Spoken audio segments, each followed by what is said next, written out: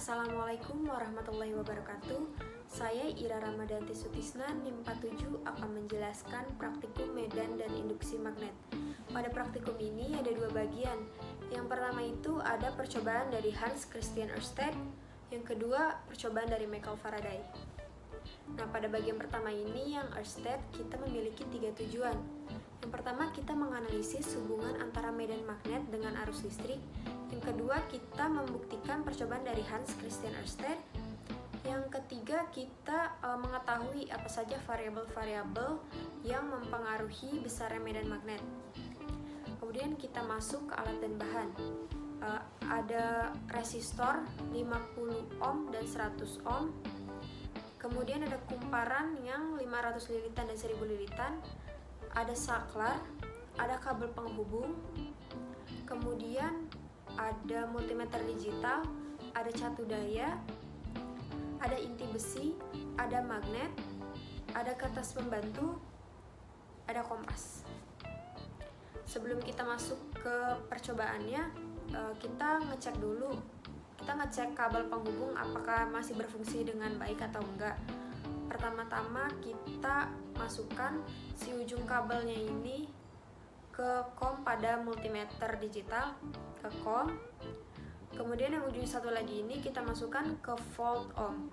Kalau misalnya multimeter digitalnya ini berbunyi, berarti si kabelnya ini masih berfungsi dengan baik. Kita masuk ke percobaan pertama dengan resistor 50 ohm dan lilitan si kumparannya ini 500 lilitan. Pertama-tama hubungkan kabel ke catu daya pada kutub positif. Kemudian ujung kabel yang satu lagi kita sambungkan ke saklar. Lalu dari saklar kita sambungkan ke resistor. Nah, dari si resistor ini kita sambungkan ke multimeter digital yang menunjukkan 10 ampere. Lalu hubungkan multimeter digital dengan kumparan dengan kabel penghubung. Di ujung kabel penghubung ini kita masukkan ke kom. Kemudian ujungnya satu lagi kita masukkan ke kumparan. Nah, di kumparannya ini kita lihat dulu, kita masukinnya itu kalau pada lubang yang ada simbol arus masuk. Kemudian selanjutnya kita hubungkan antara kumparan dengan catu daya. Gunakan kabel penghubung. Dari si kumparannya ini kita hubungkan ke catu daya, kita masukkan ke dalam kutub negatif. Kemudian letakkan kumparannya ini di atas kertas pembantu, lalu letakkan kompas juga. Nyalakan catu daya pada voltase 12. Kemudian multimeter kita atur sampai ke ampere yang besarnya 20 mA per 10 ampere. Sebelum menyalakan saklar, kita pastikan dulu rangkaiannya ini sudah terpasang. Jika sudah terpasang semua, kita nyalakan saklar. Kemudian kita amati angka yang tertera pada multimeter digital dan simpangan yang terjadi pada si kompas. Pada percobaan ini kita menggunakan rangkaian seri. Seperti ini gambarnya.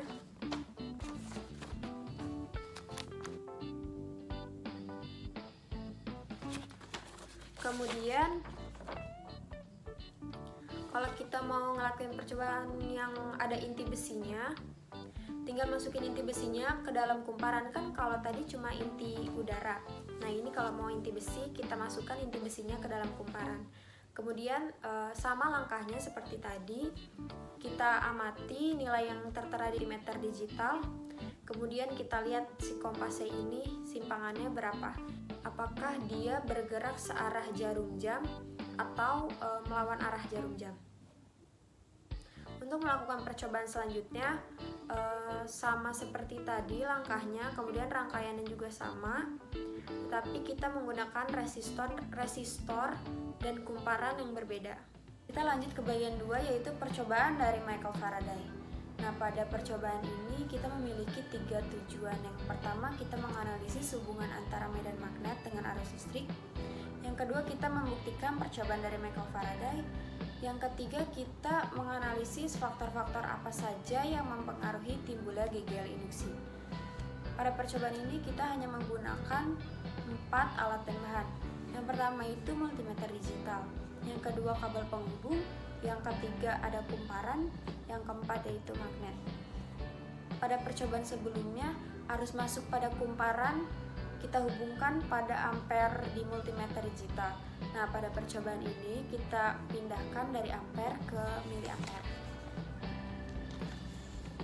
Rangkaiannya jadi seperti ini.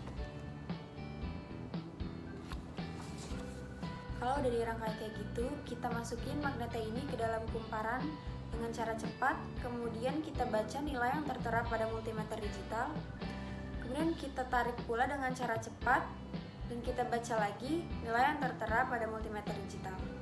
Percobaan yang lainnya, kita mencoba memasukkan si magnet ini dengan cara lambat dan mengeluarkannya secara lambat. Kemudian untuk melakukan percobaan lagi, kita hanya mengganti kumparannya saja.